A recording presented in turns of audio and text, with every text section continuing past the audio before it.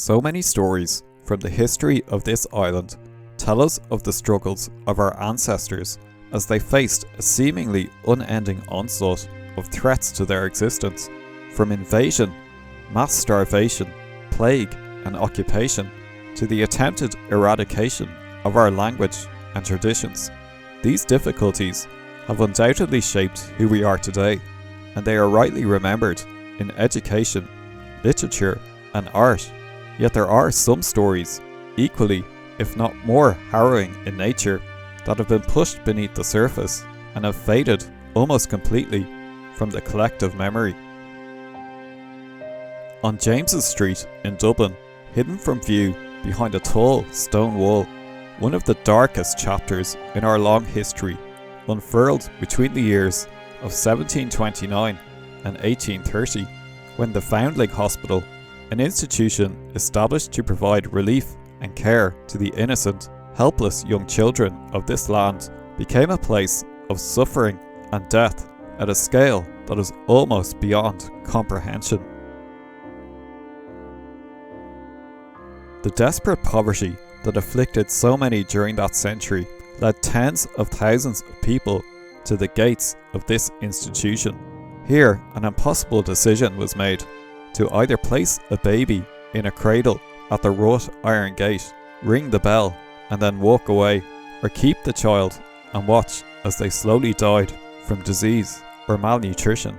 Many held on to a desperate hope that their circumstances might improve and they could soon be reunited with their child.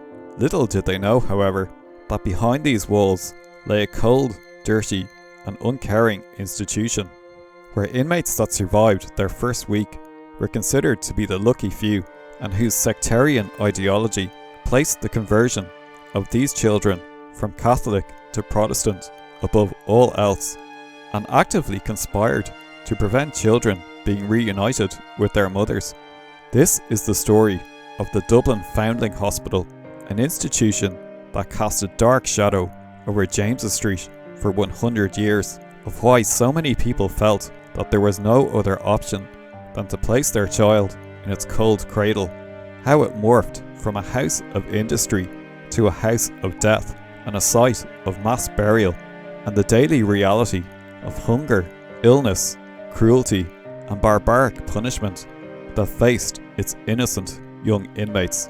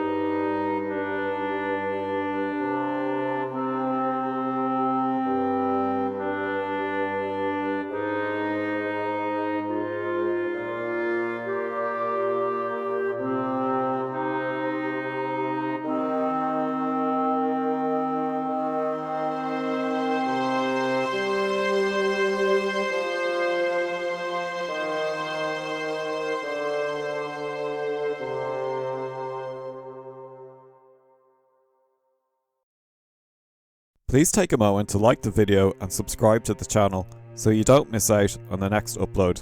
These videos take weeks to research, film, narrate and edit, so I would greatly appreciate if you would consider sharing the video with a friend or family member who you think might enjoy the story. At the beginning of the 18th century, life was extremely difficult for the poorest members of Irish society. Disease, hunger and death were a constant threat in the daily lives of hundreds of thousands of people. Both city dwellers and subsistence farmers knew that the slightest change in fortune could result in their families becoming homeless and destitute. Following the warfare and political upheaval of the 1690s, people were forced to watch as the lands on which their meagre homes stood were confiscated from Catholic landlords and awarded to the Protestant ascendancy. A series of severe penal laws introduced to persecute Catholics and reduce the influence of the Roman Catholic Church in Ireland created great uncertainty and effectively prevented the Catholic Church from providing charitable relief to the poor. To exacerbate this, government-organised relief for the poor was practically non-existent in Ireland at the time, and those who faced poverty and homelessness had few places to turn. Charity could occasionally be found at local Church of Ireland parishes, but it was extremely limited in nature and could never provide for a population that had doubled from 1 million in 1672 to 2 million in 1712. Those who found themselves in this situation often made the desperate decision to leave their homeland and walk to a town or city in the hope of finding relief there. Dublin saw a great influx of paupers during this period, which only added to the high numbers of poor who already lived in the city, and its streets soon became home to large numbers of what the wealthy classes referred to as sturdy beggars and vagabonds. Unable to find work and, as a result, pay rent, they sought shelter wherever they could find it, often in disused buildings or hedgerows on the outskirts of the city. During the day, they had little choice but to resort to begging to pay for food, and this was how families, orphan children, and single mothers were forced to eke out a living. During this callous age, these people were viewed by the upper classes as a nuisance and an eyesore on the beautiful new streets of Georgian Dublin, as lazy, feckless, and criminal in attitude, and in the case of single mothers, as moral degenerates, regardless of the cause of their situation. There had been talk for some time, spurred on by a desire to remove vagrants from the streets, of building a workhouse, but due to the outbreak of war and a lack of funding, it was not until the early 1700s that work finally began on a site just outside the entrance to the city at the old St James's Gate, where James's Street, Murdering Lane and Cutthroat Lane meet. This would become home to the country's first publicly funded workhouse. This was also the institution that would soon evolve into the Foundling Hospital. But for the first 25 years of its existence, it operated as a workhouse, or a house of industry, that accommodated both adults and children. To the rear of the site, two buildings housed in their basements a lunatic asylum for the mentally ill named Bedlam, and within a few years of its existence, a prison named the Bridewell was added to the site along the front boundary wall. The aim of the workhouse was to take people off the streets who were deemed to be physically capable of work, but who, in their eyes, simply chose not to do so, and instead spent their days begging and harassing the wealthier inhabitants of the city. In the workhouse, they will be put to work to earn their keep, or in the case of children, offered out as apprentices to masters who would teach them a trade. These adults were referred to as sturdy beggars to differentiate them from more worthy recipients of charity, such as disabled people, the old, or the infirm, who were prohibited from entering the workhouse. Life was tough in the workhouse, and inmates were forced to carry out manual labour, including the arduous task of hemp beating, which involved beating the hemp plant to separate its fibres, so that it could then be sold and used to make rope. This was physically exhausting work that often caused the inmates' hands to bleed, and it was expected to be carried out by both young and old. Beating hemp was one of the types of work that criminals sentenced to hard labour were forced to carry out in prison. Inmates lived in dark, dirty, vermin-infested conditions and survived on a meagre diet of bread, milk, oats and cornmeal, and a system of severe punishment was enforced on anyone who broke the rules.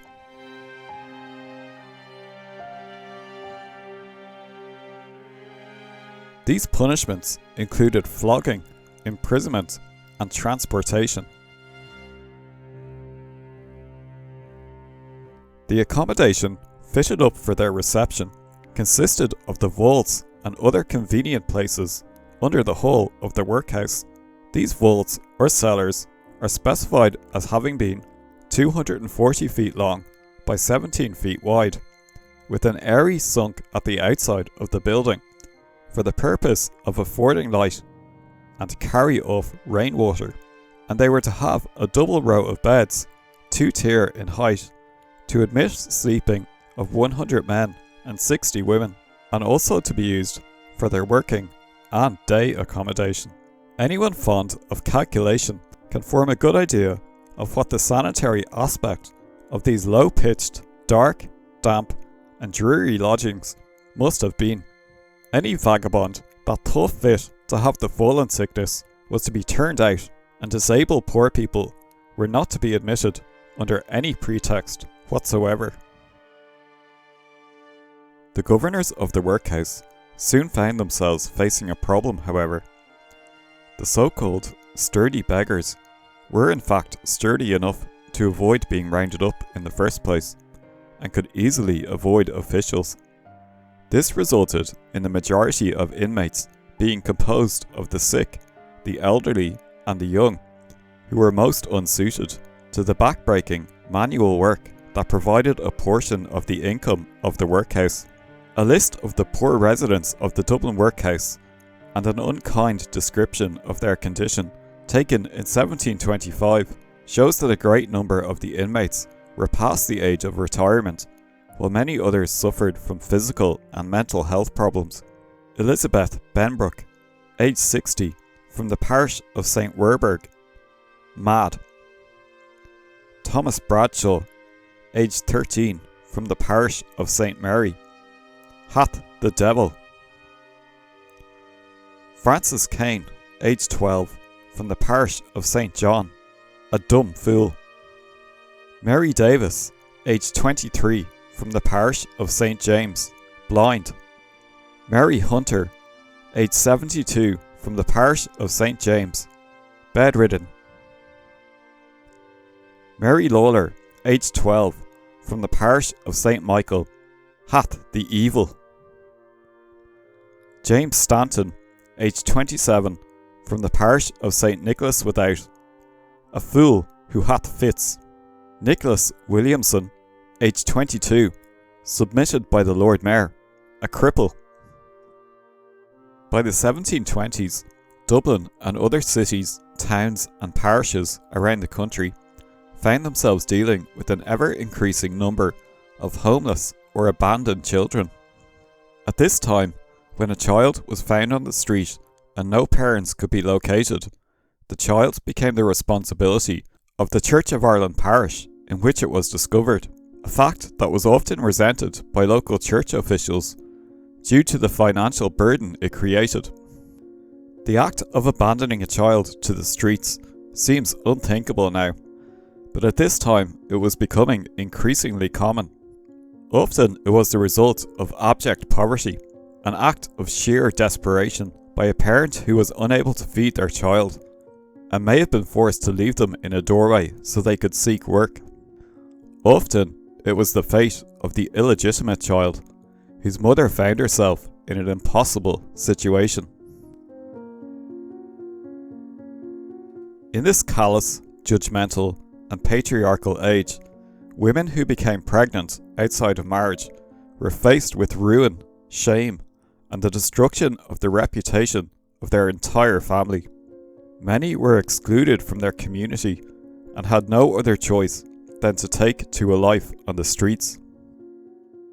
In some cases, the immense pressure that was placed on young women to adhere to the strict moral code, and the terror of what might happen to themselves and their family if a pregnancy was discovered led to acts of infanticide, the punishment for which was death by burning, a fate that befell many, including Mary Allen, who was burnt to death on Gallows Hill next to St. Stephen's Green on the 16th of July 1722 for drowning her child in St. James's Parish.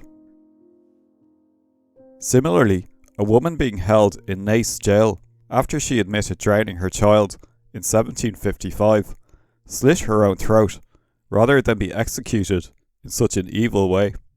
The responsibility for the pregnancy was placed almost entirely on the mother, yet the greatest number who found themselves in this position were female servants who, often taken advantage of by their masters, were immediately sacked if they became pregnant. Each parish employed a nurse whose responsibility it was to look after abandoned children, referred to as foundlings, that were discovered in their locality. However, the nurses often engaged in a dubious practice of picking and dropping.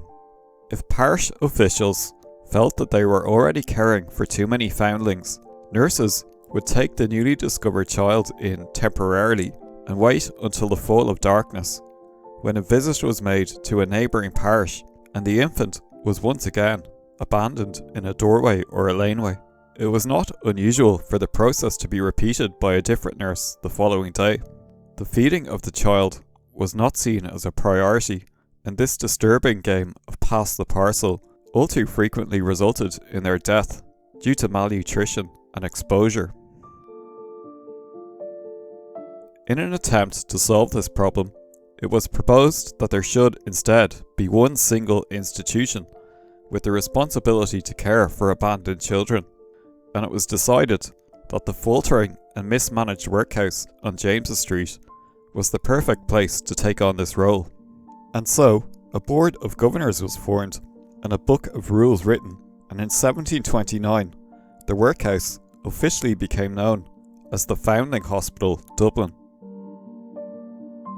Foundling hospitals were not a new concept by any means, and were common in many, mainly Catholic countries. In fact, there is reference to a foundling hospital in Milan as early as 787 AD. The Dublin Foundling Hospital had one major difference to its European counterparts. Its goal was not only to provide care for abandoned children, but also to ensure their conversion from Catholic to Protestant. In his book, A Brief History of the Ancient Foundling Hospital of Dublin, written in 1876, William Dudley Wadsworth described the hospital's ethos as follows. It has been observed that one great object of the whole scheme was to make good Protestants of foundling children. The annual petitions to the Irish Parliament assembled in College Green constantly represented that the institution was a means of strengthening the Protestant interest in Ireland, and was said to be a charity particularly suited to this kingdom, situated in a metropolis abounding with papists of the lowest rank. The children, once they came under the governor's care, were not to be interfered with by anybody, not even by their fathers or mothers. This plan to ensure that all foundlings were to become good Protestants was to come at a great cost to both the welfare of the children and that of the parents, who sought to be reunited when their circumstances improved.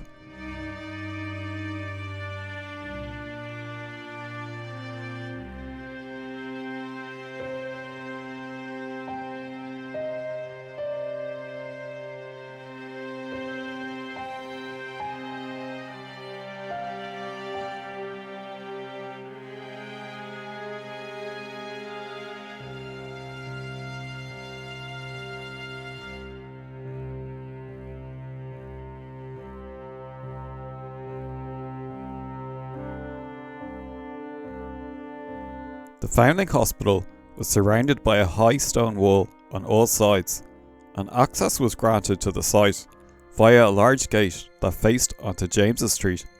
To the left of this was a smaller gate, on which was mounted a cradle, and into which a parent could place their child, ring a bell, and then walk away with no questions asked, as the cradle was revolved by the porter inside the walls of the hospital, and the child began their life as a foundling.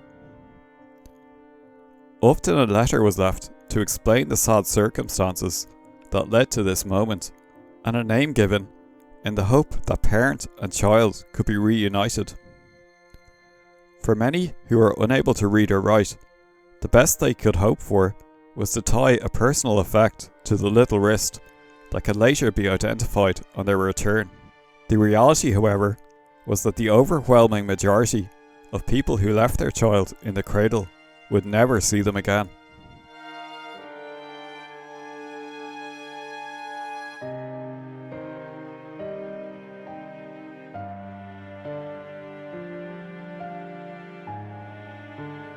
From this date, the reception of foundlings at the gate was said to be in full swing, and this cradle was all too often only the preliminary coffin of thousands of wretched little beings who were confined to its cold clasp.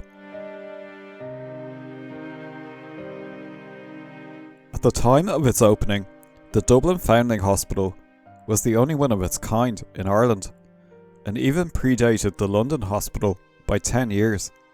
As a result, the Board of Governors soon found that its catchment area was not just the city of Dublin, but rather the entire country, and it even began to accept children from Wales. Across Ireland, thousands of desperate journeys were undertaken by mothers and fathers who found themselves in the most difficult of circumstances, with the aim of reaching the gate of the Foundling Hospital to give their child the chance of life that they could no longer provide. This journey itself proved to be perilous, as the infants were often suffering from malnutrition and illness, and frequently died before reaching the hospital. Narrow, muddy paths, laneways, and later towpaths next to the developing canal network that led to the capital city became impromptu burial sites for those that were too weak to survive the journey. Local parishes were still willing to take in abandoned children, but instead of caring for them in the community, they were now sent to the Foundling Hospital. It was now the responsibility of the parish nurse to undertake this journey, which she did, often pushing a cart containing 7 or 8 children at a time. Those that survived the journey to James's Street faced a far from certain future. The institution, designed to provide them with care and education, was instead a damp, unsanitary and dangerous place that inflicted a regime of rules and barbaric punishment, provided a meagre and insufficient diet that was often stolen by staff, and forced children to work in apprenticeships, often under the care of brutal masters and mistresses, and carried the constant threat of being sent to the infirmary, a sentence, as we will soon see, that meant almost certain death. Once admitted to the hospital, it was necessary to keep track of each child's identity, and as numbers steadily increased, the use of a tag worn on a necklace proved to be inadequate, as it could so easily be lost. A more permanent solution was adopted that involved a shallow cut being made into the skin of the arm, onto which was then rubbed a mixture of Indian ink and gunpowder. The crude tattoo displayed a letter representing the year of admittance to the hospital, followed by a unique number that could identify the child's name.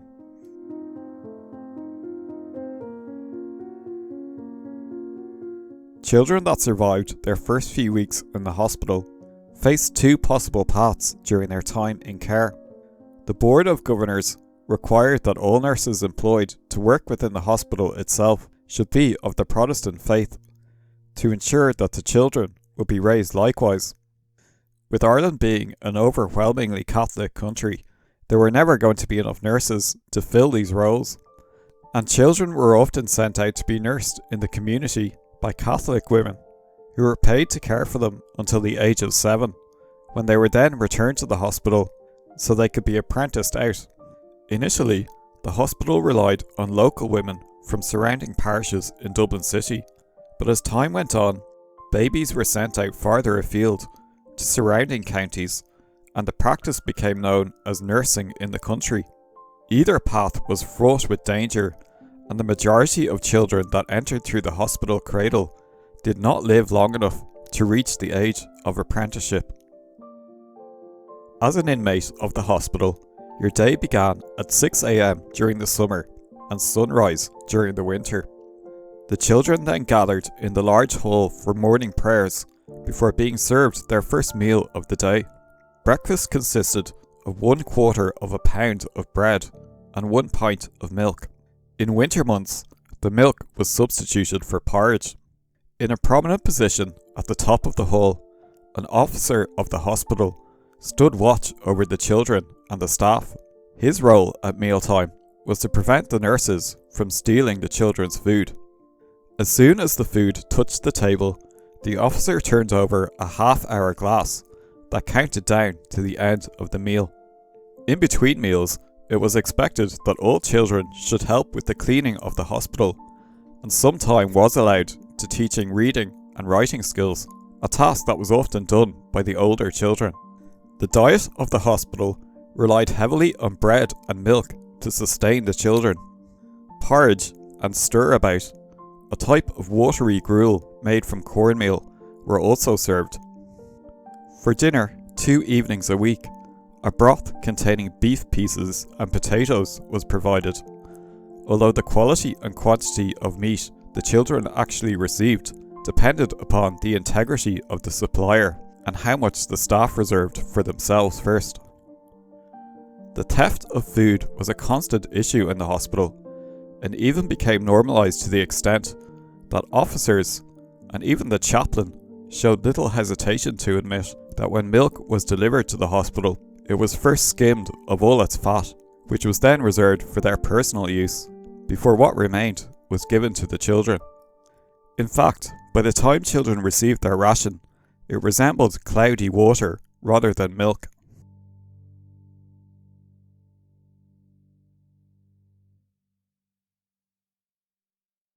One addition to their diet that seems rather strange to us now is beer.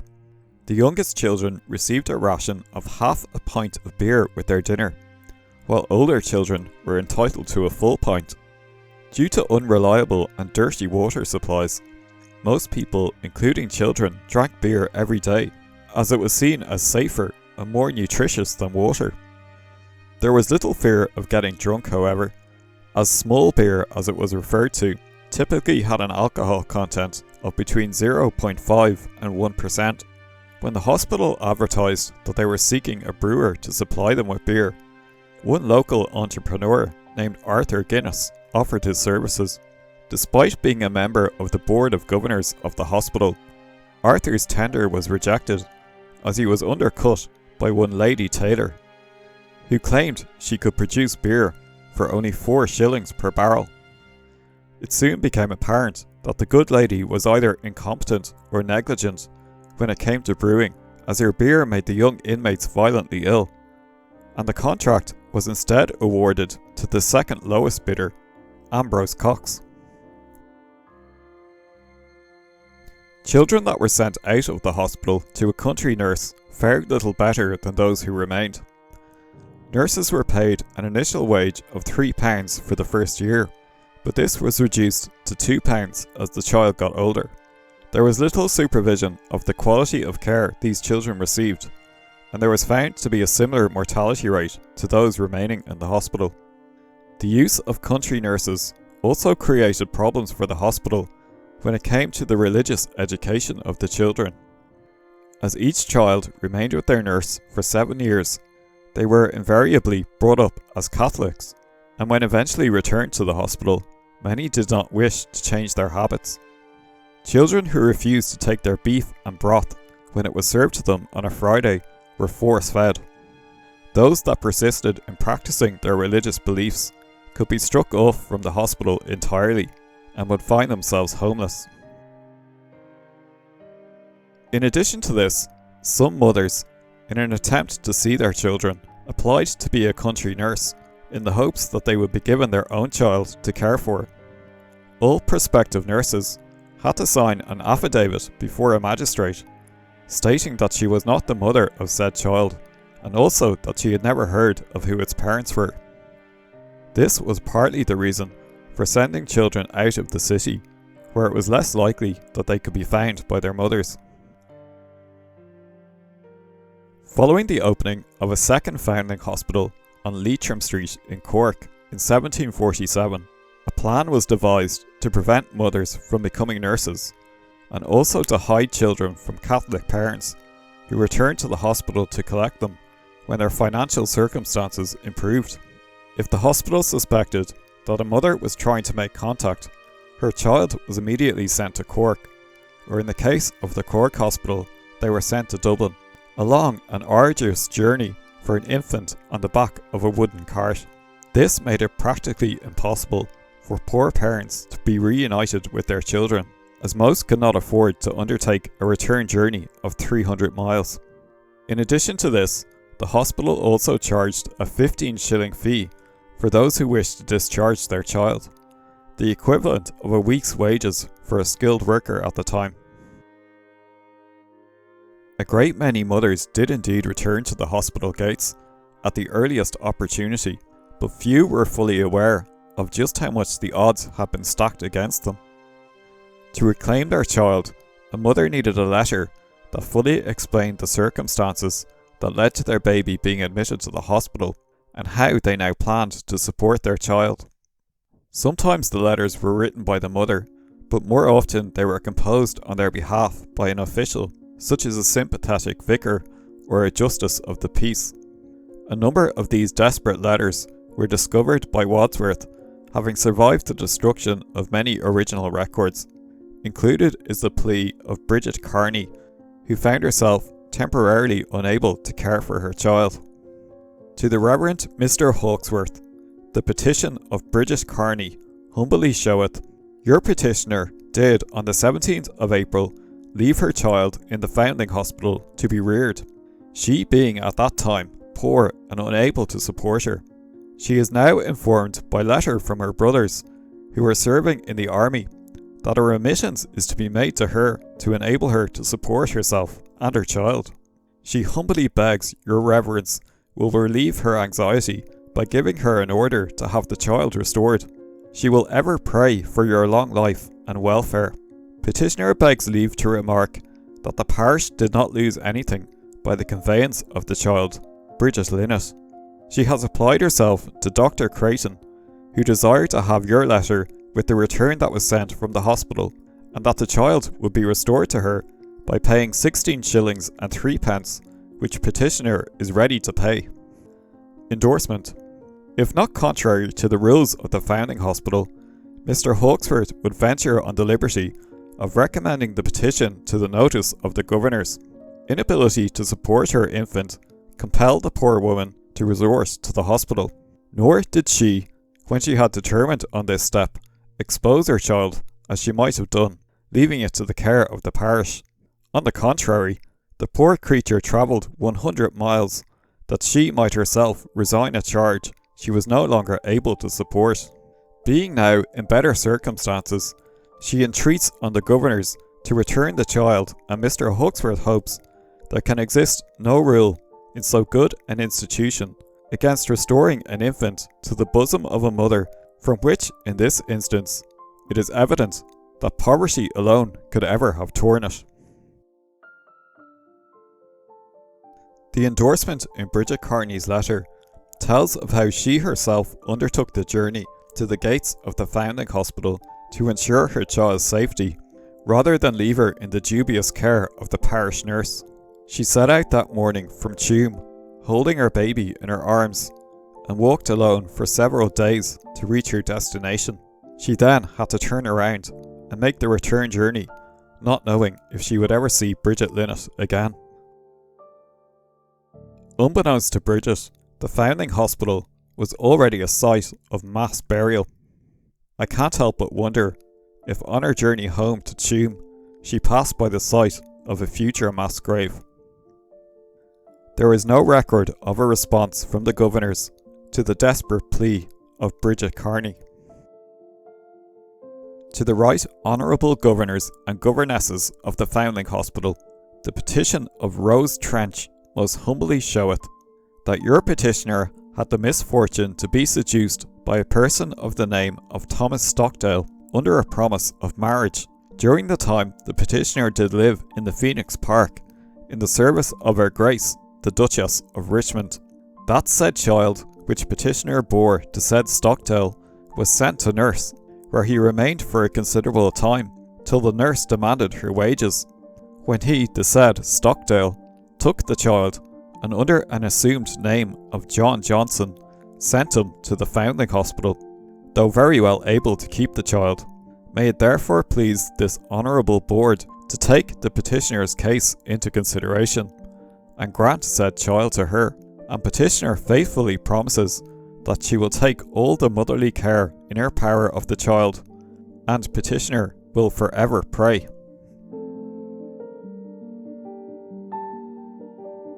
To the Governors of the Foundling Hospital of James's Street, Gentlemen, the bearer of this is a poor woman whose child was taken to your hospital without her consent, and left there on the 7th of April 1812. She still retains her maternal affection for her offspring, and will be very glad to recover it. She is willing to pay any expense attending the getting of her child back, and says she is very able to maintain it. Her name is Mary Ward, and her child's name is Mary. I hope you will have the goodness to consider her case, and, if possible, let her have the child. I am, gentlemen, your obedient servant, Charles Caulfield, Rector of Killyman. To the Governors of the Foundling Hospital, Gentlemen, I am induced to take the liberty of addressing you on behalf of the bearer, Letty Spires, whose child was transmitted from hence on the 15th of October and received into the hospital in Dublin on the 17th under the following circumstances. The mother, Letty Spires, was married to a soldier of the 61st Regiment of Foot, was quartered here. The regiment is gone to the West Indies, and she left behind without any provision for herself or child, having sent the child to the paternal grandfather by way of extorting support for the child. He, unknown to her, sent it off to the Foundling Hospital. She is now most anxious to recover possession of her child, and under the circumstances which I have detailed, I trust you will have the goodness to direct that she may receive it again. I have the honour to remain, gentlemen, your very obedient and humble servant, C. W. Campbell, Vicar of Newry. Sir, the bearer, Ali Byrne, had a child put into the Foundling Hospital in the month of March last.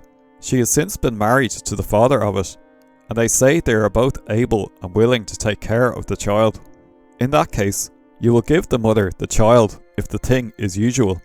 Your humble servant, Henry MacLean, Rathfarnham, 1816.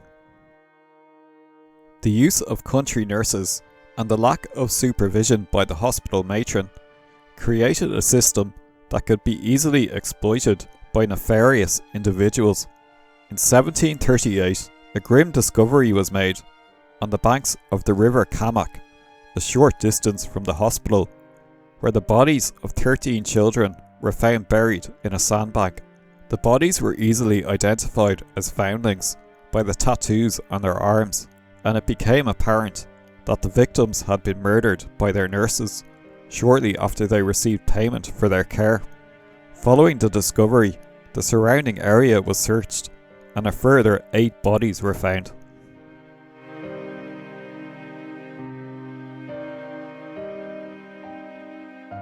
One of the great aims of the hospital was to educate its children in a trade, so that when they eventually left, they could avoid a life of poverty or vice that affected so many of their parents.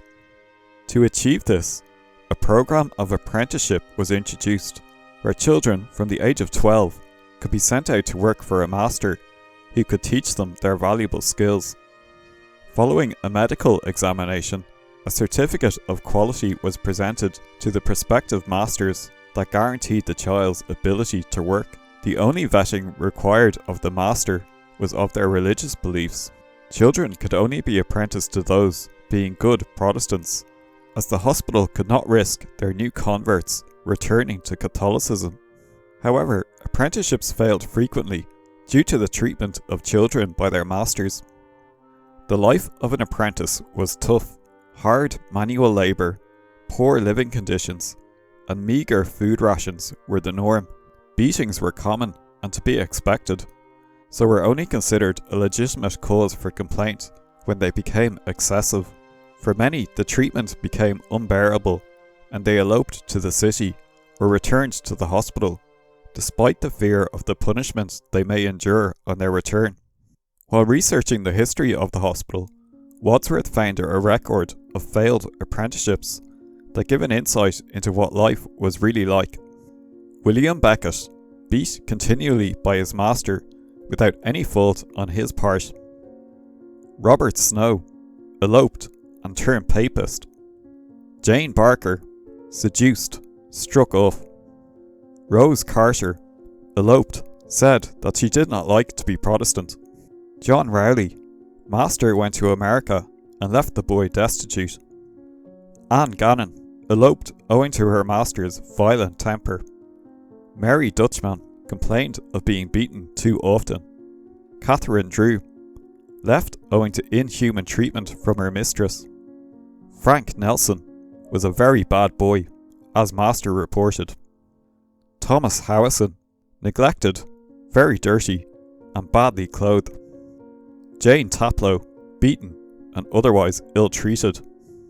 In addition to individual apprenticeships, a practice called farming out was adopted for some time that involved large groups of children being sent to work in local factories.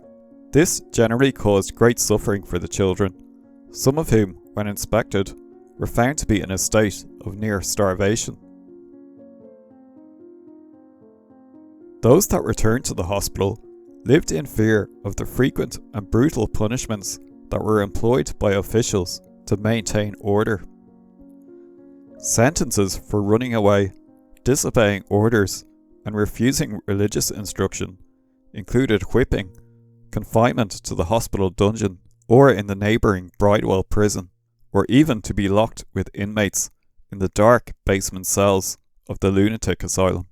Those convicted of theft faced transportation and a life of indentured servitude.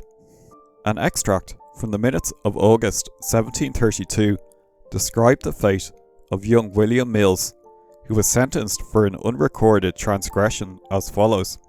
Ordered that William Mills be confined to the House of Correction and whipped 3 several days, that he then be brought to the workhouse, put in the dungeon and tied with a chain to a piece of log, and that Richard Taylor be similarly corrected.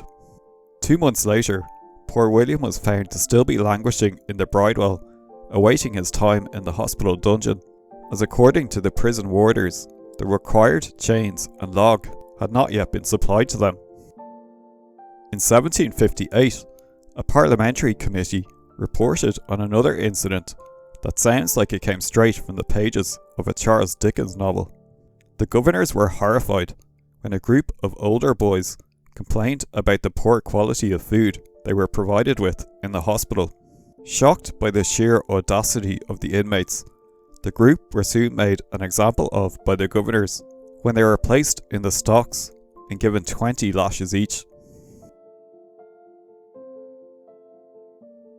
As awful as this life of manual labour, hunger, apprenticeships and physical punishment was for the young foundlings of James's Street, there was a room in the hospital that posed a greater threat to their existence than any of the melodious practices so far described.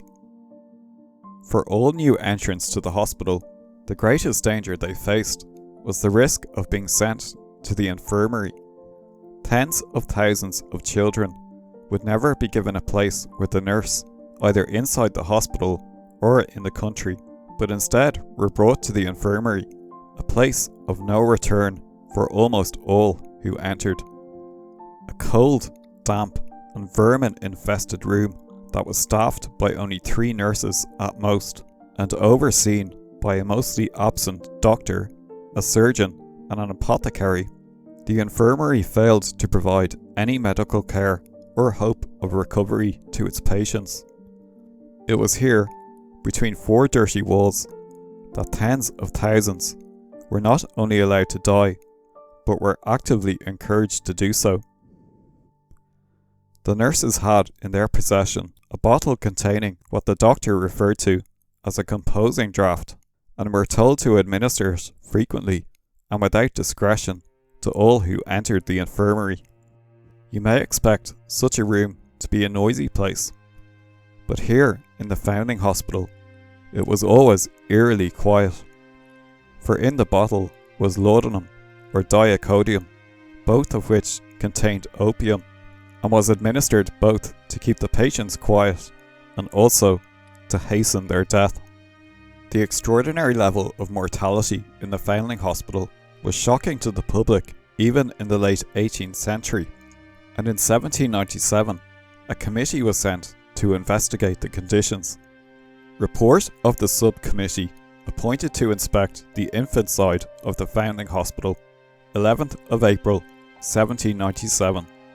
Your committee this day appointed to inspect the nurseries on the Foundling side of the hospital and to endeavour to discover the cause of the late, very extraordinary and alarming mortality among infants, urged by humanity, did not lose a moment in proceeding to the hospital for that purpose. Your committee, on entering the hospital, called on the porter, whose duty it is to receive the infant foundlings at the gate or cradle and to carry them to the nursery. This man said that the children received during this quarter were generally as healthy and strong as those received in any other quarter during his time, that he had remarked of late that numbers of them were very strong, fine children. He said he had been in that employment for upwards of 2 years. Your committee proceeded to the Foundling nursery, in which were 16 infants. Some of them a few hours in the house appeared healthy and strong, others seemingly exhausted and neglected, and all except one in cradles, though several of them were awake.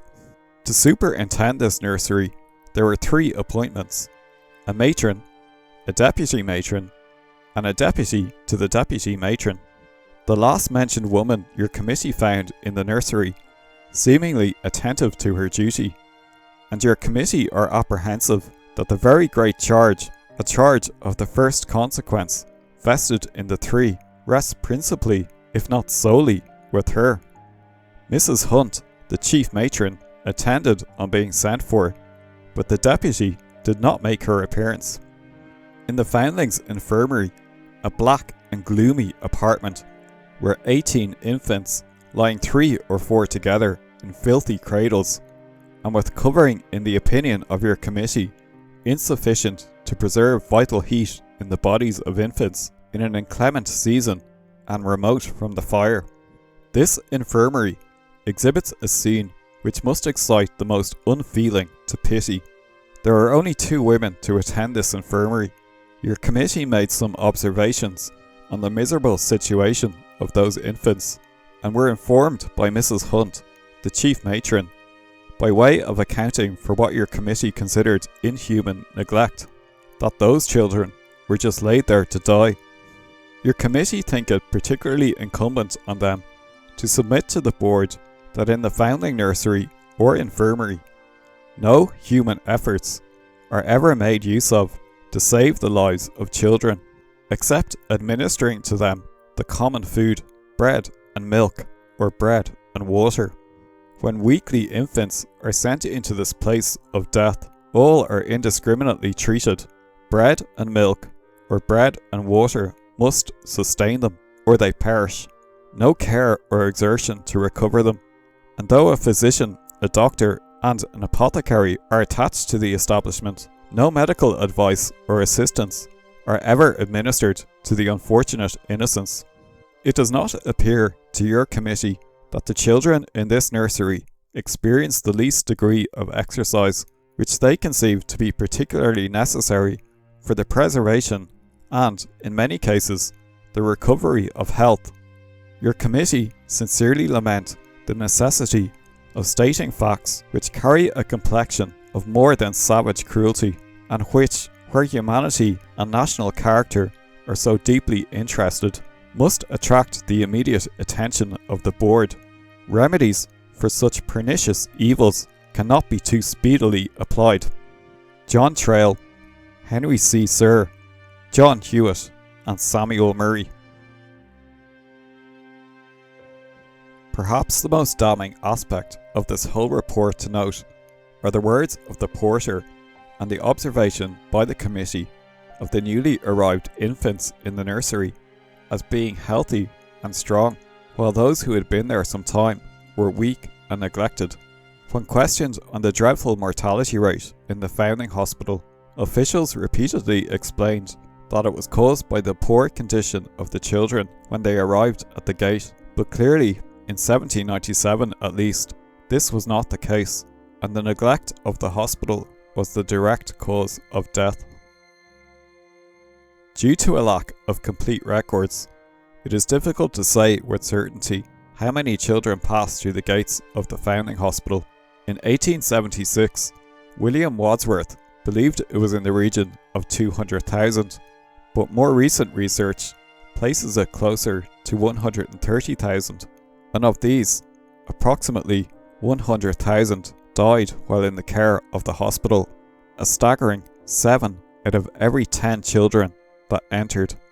Accurate records do exist for the years 1791 to 1796, and during this 5-year period, a total of 5,216 children were sent to the dreaded infirmary. There was one single survivor. With so many deaths taking place, the hospital needed to find a convenient and discreet burial ground. This they found in an open field at the rear of the complex, somewhere behind the buildings that housed Bedlam. Here the victims of the Foundling Hospital were buried with little ceremony or care. Certain days were set aside each week as burial days, the bodies of those who died being stored in a room next to the infirmary to await their turn.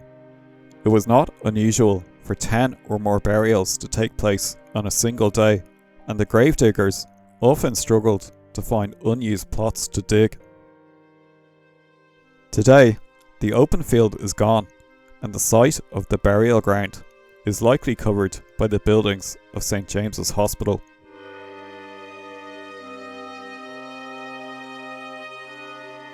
When you walk down James's Street today, the only remnant of this dark chapter in Irish history is the tall and decaying stone wall and the site of the few original buildings that peer out over the street. You will find no statue or plaque, nor a single headstone to mark the spot where so many died, where so many suffered a lifetime of hunger and mistreatment, where so many mothers like Bridget Carney pleaded in vain for the return of their children, and where so many desperate decisions were made. The conditions in the Foundling Hospital were scandalous even by the standards of the 18th and early 19th century. The institution continued on much as it had for the previous 100 years until 1830, when it was finally decreed that no more infants would be accepted at its gates. The remaining foundlings of James's Street stayed in the care of the hospital until they became adults, and the site eventually returned to its original use as a workhouse, subsequently becoming known as the South Dublin Union. The story of the foundlings began to fade from memory as its last members died. Many of them never spoke of their time in the institution, due in part to a great shame that was associated with having been an inmate of a workhouse. In 1971, historian Eamon MacThomas gave a talk to the Old Dublin Society in which he recounted his journey to school in Basin Lane. Along the way, he passed by the gates of the workhouse and he peered in curiously as he walked by. He continued on his way to school, but was stopped by an old woman sitting outside her whitewashed cottage, who asked if he had been by the workhouse gates. "Janie," she said to him, "I'm glad I live at the back of the pipes. I wouldn't want to be you passing the Union Gate. You'd want to watch out, or they'll pull you in and give you the blue pill, and you'll kick the bucket for sure." During the 1916 Rising, The South Dublin Union was occupied and held for the duration of the week by the 4th Battalion of the Irish Volunteers under the command of Eamon Cant. The Union continued to perform its role as a workhouse following the War of Independence and the formation of the Free State. It was renamed St. Kevin's Institution and eventually St. Kevin's Hospital as its role began to change.